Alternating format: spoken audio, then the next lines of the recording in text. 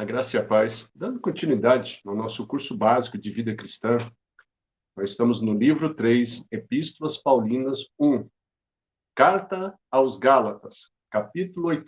As Escrituras ensinam o Evangelho da fé.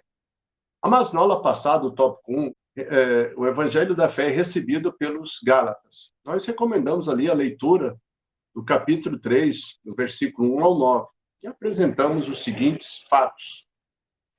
Quais são as duas razões principais pelas quais Paulo faz tantas citações do Antigo Testamento? Segundo, como o Espírito Santo entrou na vida dos Gálatas? Terceiro, Abraão foi justificado pela lei ou pela fé? Quarto, quem são os filhos de Abraão?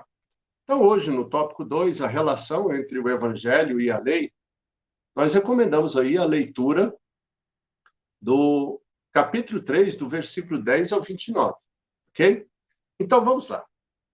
Lembramos aí que Paulo estava respondendo às argumentações dos judaizantes, segundo o qual os gentios convertidos a Cristo tinham que se tornar judeus e guardar a lei, pelo menos parte dela, como condição para eles obterem a salvação.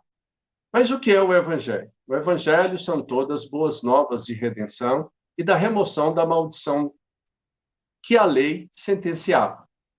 Então, lá em Gálatas, no capítulo 3, verso 10, diz: todas quantos, pois, são das obras da lei, estão debaixo da maldição, porque está escrito: maldito todo aquele que não permanece em todas as coisas escritas no livro da lei, para praticá-las, ok?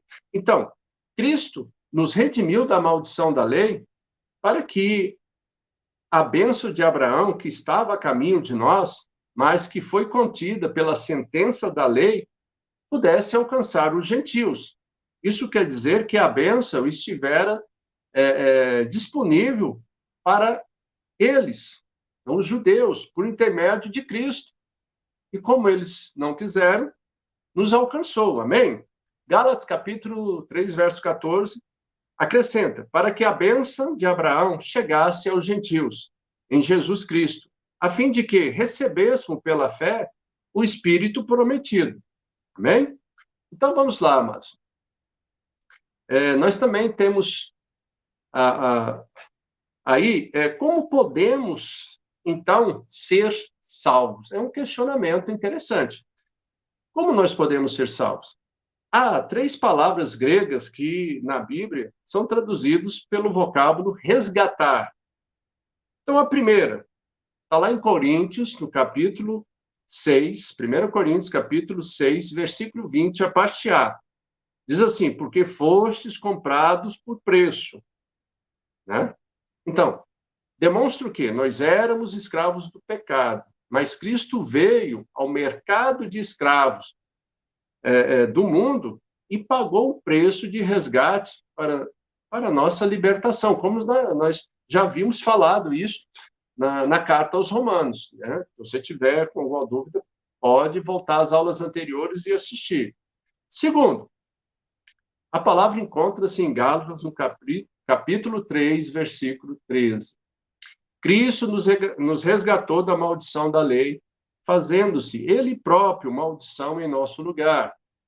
Abre parênteses, porque está escrito, maldito todo aquele que for pendurado no madeiro. Fecha parênteses. Ok? E significa, amados, que comprar, né, ou a compra do mercado, não é só você comprar, você tem que retirar a sua mercadoria. Cristo nos comprou da mão do traficante de escravos, Satanás. Para quê? Para que nunca mais para nunca mais nos pôr à venda em mercado algum de escravos. Tá? Foi um resgate definitivo. Terceiro, diz, liberta por meio do pagamento de resgate. Todos nós sabemos do elevado preço do nosso resgate. que foi efetuado por Cristo Jesus. Amém? Então vamos lá, em 1 Pedro, capítulo 1, versículo 18 e 19, diz: sabendo que não foi mediante coisas corruptíveis, como prata ou ouro, que fostes resgatados, do vosso fútil procedimento, que vossos pais vos legaram, mas pelo precioso sangue, como de cordeiro, sem defeito e sem mácula, o sangue de Cristo. Amém? Então vamos lá. Desta maneira, a barreira que excluía os gentios dos benefícios da graça divina foi removido. E nós agora temos acesso, né? Agora, tanto os judeus como os gentios são colocados no mesmo nível diante de Deus, quanto ao quesito salvação, para que ambos recebessem a promessa do Espírito pela fé. Amém? Mas aqui talvez caberia um questionamento. Quantas pessoas, segundo Gálatas, no capítulo 3, versículo 11, você que já leu, nós já vimos recomendados, foram justificados pela lei? Então vamos lá, Gálatas capítulo 3, versículo 11, diz: é evidente que pela lei ninguém é justificado diante de Deus, porque o justo viverá pela fé. Então, quantas pessoas? Nenhuma. Nenhuma pessoa foi justificada pela lei. Amém? E Paulo cita também Abacuque, no capítulo 2, versículo 4.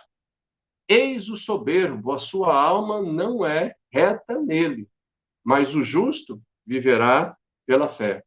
Amados, observe, assim, temos a evidência de que a justiça se baseia meramente na obediência humana. Não é suficiente. Vou repetir aqui. A justiça que se baseia meramente na obediência humana não é suficiente. E aqui nós abrimos um parênteses. Por quê? Porque alguns contemporâneos ali de Paulo entendiam a fé da seguinte maneira: como obediência à lei. Né? E nós não podemos ter esse princípio.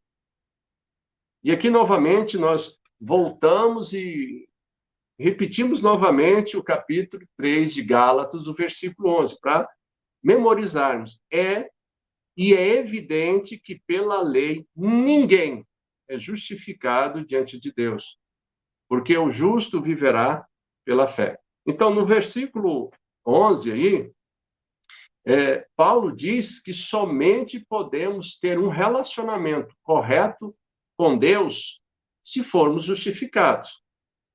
O ponto aqui é entender que ser justificado é ser declarado justo e está debaixo do favor de Deus, debaixo da graça de Deus. Já no versículo 12 aí, Paulo diz: ora, a lei não procede da fé, mas aquele que observa os seus preceitos, por eles viverá. Ok? Então vamos entender isso melhor. Então essas duas afirmações apontam para dois tipos de vida, que apesar de estar na palavra de Deus, levam a resultados diferentes. Observe, o primeiro princípio, a vida pela fé, nos leva ao caminho da salvação e nos justifica por causa da fé. O segundo princípio, que promete vida ao que obedece e faz a obra para obter salvação. Né? Eu não sei se você, até aqui deu para você perceber a diferença desses dois princípios, mas nós vamos continuar falando a respeito deles. Então, agora nós já podemos ligar ali o versículo 10 e o 14, onde Paulo diz que esses princípios conduzem o homem para dois resultados distintos, bênção e maldição. Okay? Começa a observar aí para você entender isso. Bom, primeiro ponto. O que é maldição? Então, maldição é tudo que está escrito em Deuteronômio, no capítulo 28, versículo 15 ao 68, ok? E inclui pelo menos 4 coisas: condenação, morte, doença e miséria. Tá? Aí eu faço uma observação aqui. O livro de Deuteronômio, no capítulo 28, nós temos ali, do versículo 1 ao versículo 14, falando das bênçãos, algumas delas. Mas do versículo 15 ao 68, uma lista bem extensa falando das maldições. E nós observamos como o homem é incapaz de cumprir a lei. Todos estão debaixo da maldição da lei, amados. Mas Cristo, ou em Cristo, somos livres dessa maldição por causa da graça, do favor imerecido. Então, e Paulo diz que a bênção de Abraão está relacionada conosco por 2 motivos. Primeiro, porque somos justificados como foi Abraão, pela fé. Segundo, porque Deus disse que em Abraão seriam abençoadas todas as famílias da terra. Né? É fato, é triste que muitos irmãos só dependem de Cristo para a salvação, mas depois acham que são responsáveis, ou que é responsabilidade deles alcançar a vitória sobre o pecado, sobre o mundo e sobre o diabo. Prefere depender de seus esforços e não do Senhor Jesus. Irmãos, entenda, e aqui colocamos uma advertência, cuidado. Quando um crente rejeita a graça de Deus e depende de suas próprias obras para ser abençoado, ele volta a ficar debaixo da maldição da lei. Isso é perigoso. Então, a partir do versículo 15, Paulo diz: irmãos, falo como homem. Ainda que uma aliança seja meramente humana, uma vez ratificada, ninguém a revoga ou lhe acrescenta alguma coisa. Ok? Então, vamos observar o que está sendo, o que Paulo está frisando aqui nesse verso. O objetivo é mostrar que a aliança de Deus com Abraão não foi anulada, não foi revogada pela lei de Moisés. Aqui a palavra herança está em realce. Precisamos reconhecer que onde há herança é porque primeiro houve um testamento. Entenda isso. Em Gênesis, no capítulo 12, Deus faz uma promessa a Abraão. Né? Então, primeiro ponto, o que é uma promessa? É o compromisso de alguém de que fará algo para determinada pessoa. Ok? Então, já temos esse ponto. Mas, vamos entender assim, mas para que Abraão pudesse ter a certeza, a convicção, a segurança de que a promessa, de fato, se cumpriria, Deus transforma a promessa em uma aliança. Isso significa que a promessa, a partir de então, era um documento legal. Ok? Então, vamos lá. No versículo 16 diz: ora, as promessas foram feitas a Abraão e ao seu descendente. Não diz aos descendentes, como se falando de muitos, porém, como de um só. E ao teu descendente, que é Cristo. Né? Então, observe aqui. Nós já aprofundamos um pouco mais. Né? O ponto aqui é que um testamento não pode mais ser alterado depois do testador morrer. Vamos entender isso. Deus, não, melhor, depois da morte, o testamento se transforma em um documento de posse da herança, ou seja, da herança e dos herdeiros. Então, vamos lá. O Novo Testamento, amado, é uma nova aliança, ratificada pelo sacrifício do Senhor Jesus, que é o testador. Entenda isso aí. Então, veja bem.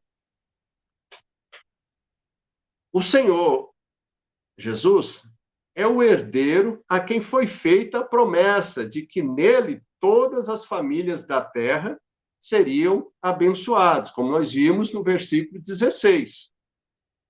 Então, agora, a cláusula do Novo Testamento jamais poderá ser alterada.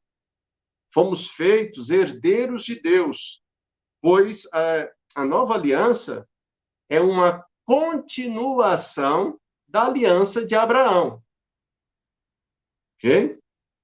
Entenda esse ponto. Mas na frente, em outros livros, nós vamos voltar para falar a respeito das alianças que Deus fez com o homem. Mas, por enquanto, entenda esse ponto. A aliança que Deus fez com Abraão, né? E depois a nova aliança, que foi consumada com a morte de Cristo Jesus na cruz do Calvário, né? Que ele fala a esse respeito com relação à ceia do Senhor, né? Este é o sangue da nova aliança. Então, a nova aliança é a continuação da aliança de Abraão. Entenda isso. Bom, se a lei não foi dada para justificar, para que serve? Poderia ser uma pergunta, e uma pergunta, né, bem elaborada. Naturalmente, foi o questionamento dos judaizantes a Paulo. E nós podemos, às vezes, levantar vários questionamentos aqui, né? Se a fé sempre for e continua sendo a base da justificação, né, como nós vimos em Abraão, por que acrescentar a lei? Qual foi a finalidade da lei? A lei é contrária às promessas de Deus? Então, observe, Paulo trata dessas perguntas ali, a partir do versículo 19, vai até o 24. Né? Vamos entender isso melhor. No versículo 19, a parte A diz: qual, pois, a razão de ser da lei? Né? De que modo a lei se encaixa no plano redentor de Deus? Outro questionamento que poderia ser feito. Então, a lei foi dada para refrear a natureza humana caída. Ok? Então, observe, amados, os mandamentos de Deus, acompanhados de certas punições, restringia as más ações dos homens. Então, a lei foi dada para tornar as más ações em ofensa real. A lei declara errado determinados atos e os proíbe. Então, daqui nós continuamos. No versículo 24, a parte A, diz assim: a lei nos serviu de aio para conduzir a Cristo. Né? Paulo descreve a lei como um tutor. Em algumas Bíblias é usada a palavra aio.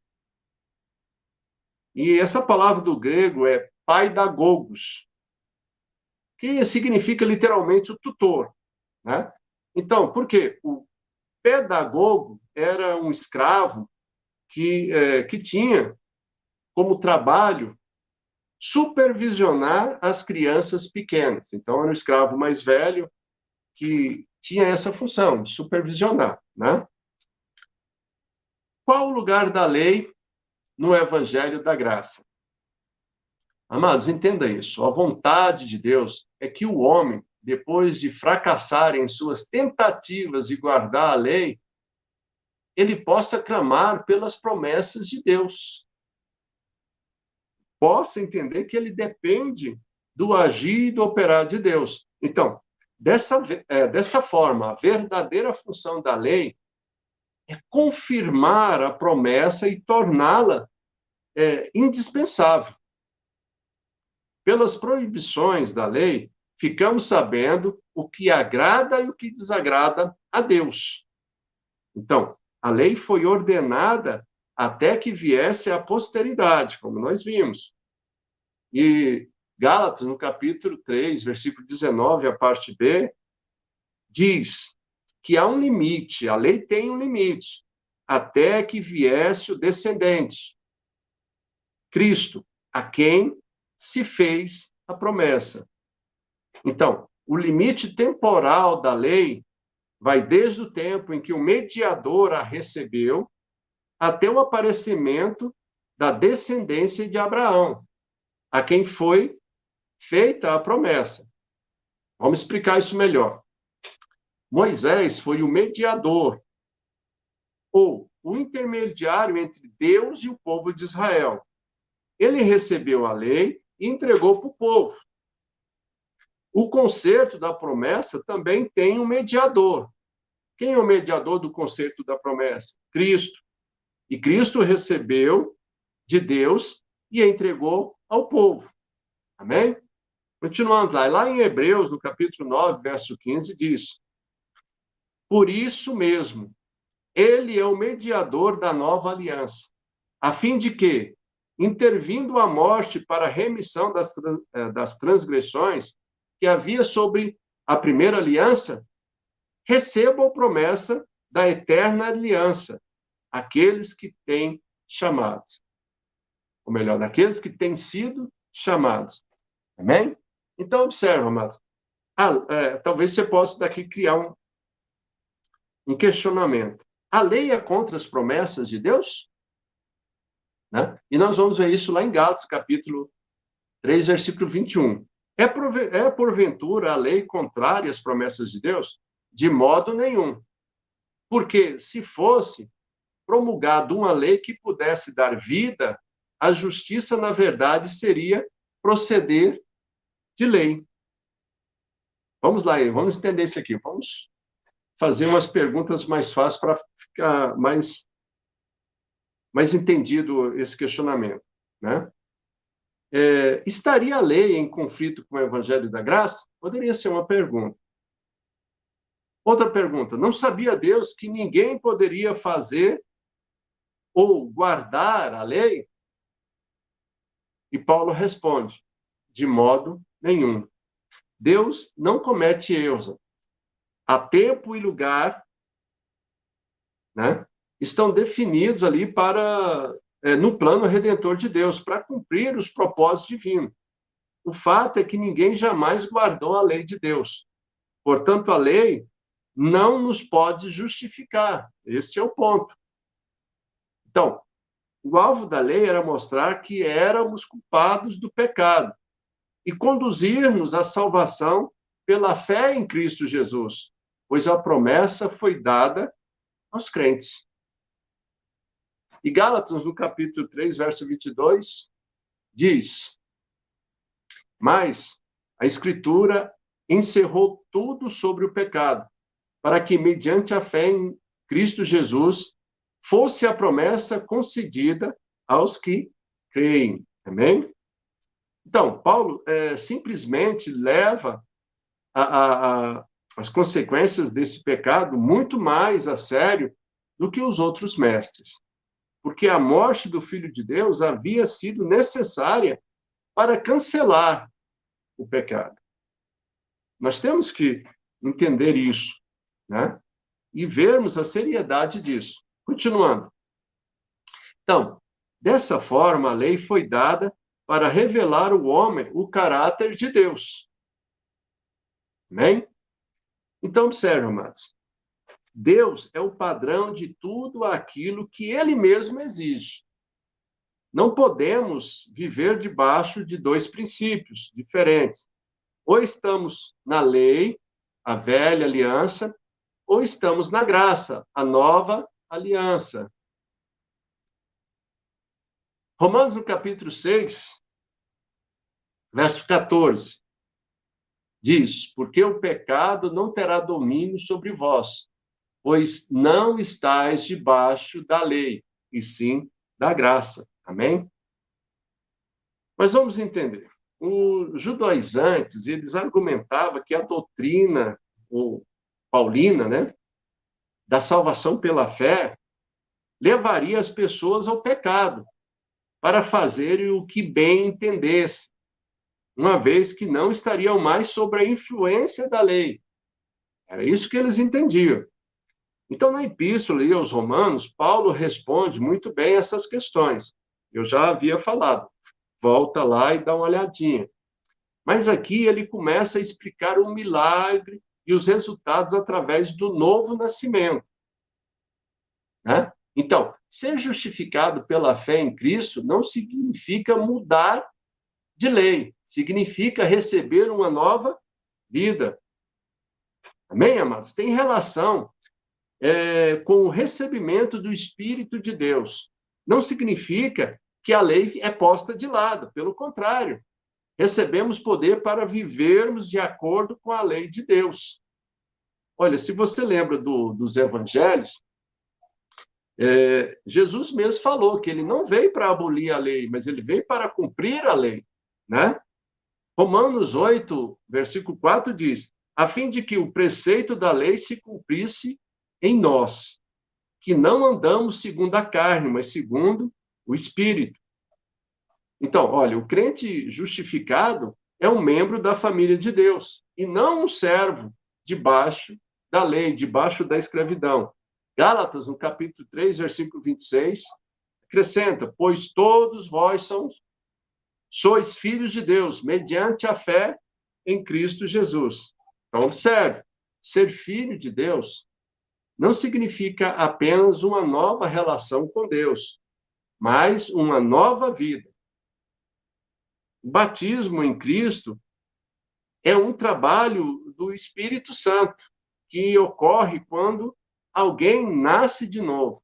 A partir daí, o relacionamento entre Cristo e o crente se torna tão profundo que a vida de Cristo pode ser vista na vida do crente, né? Como diz em Gálatas, no capítulo 2, versículo 20. Né? Logo, já não sou eu quem vive, mas Cristo vive em mim. E esse viver que agora tenho na carne, vivo pela fé no Filho de Deus, que me amou e o mesmo se entregou por mim. E o mesmo se entregou por mim. Ok? Então, observe, amados. O batismo nas águas, ele tem dois simbolismos fortes, né? Então, observe. O simbolismo da morte, da velha aliança, e a ressurreição para a nova vida.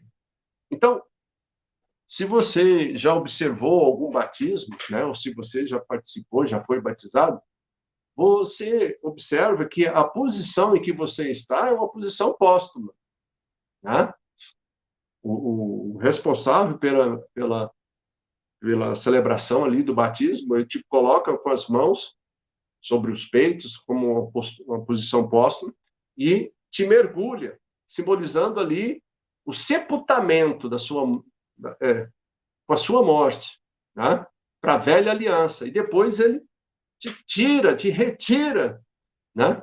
Fazendo menção para a ressurreição, ou seja, o renascimento para uma nova vida. Amém? Né? Então, é um sinal externo de uma mudança ocorrida internamente. Amém? Então, vamos lá. Nós já estamos encerrando. Deus, ele não é parcial. Ele é imparcial. Né? E lá em Gálatas, capítulo 3, versículo 28, diz: Dessarte, não pode haver judeu nem grego, nem escravo, nem liberto, nem homem, nem mulher, porque todos vós sois um em Cristo Jesus. Amém? Então, todos se aproximam de Deus na mesma base, a fé é em Cristo, sem distinção de posição, de nacionalidade, de cultura ou de sexo. Temos que entender isso. Então, todos os crentes formam a verdadeira igreja invisível de Deus. Se pertencermos a Cristo, somos descendentes e herdeiros de Abraão, segundo a promessa. Essa promessa que foi feita a Abraão, amados, ela nos alcançou. Amém? Bom, espero que não tenha ficado dúvida, mas se ficou alguma dúvida, assista novamente as videoaulas, né? Ou então faça as suas perguntas ali nos comentários, ok? Na próxima aula, nós estamos indo para o capítulo 9. O Evangelho só produz filhos. Tópico 1. Da escravidão à filiação. Aí nós recomendamos aí a leitura do capítulo 4, do versículo 1 ao 11. Né? Para ficar fácil de nós respondermos algumas questões, amados. Primeiro, como se dá o processo segundo o qual passamos da escravidão do pecado à filiação divina? Segundo, como a religião escraviza? Terceiro, afinal, a lei não é de Deus? Quarto, por que o Espírito Santo não veio antes da lei? Ok? Nós estaremos respondendo essas questões e dando continuidade. Bom, amados, nós já estamos aí quase terminando o livro 3, né? Falta praticamente umas 4 aulas.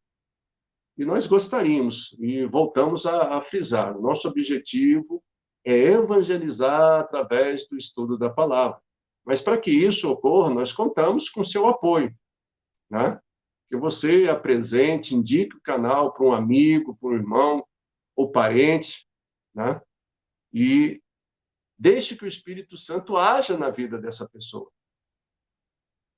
E nós também contamos aí com o seu like ou dislike, se você não gostou, mas não esquecendo, se você não gostou, se você gostou, não esquece de deixar ali nos comentários a sua sugestão para nós estarmos melhorando, né? E ajude nós a atingirmos esse objetivo, amado, de pregar o Evangelho através das videoaulas. Nós contamos com o apoio dos irmãos. E até a próxima aula na terça que vem. Que Deus abençoe a todos, uma semana abençoada.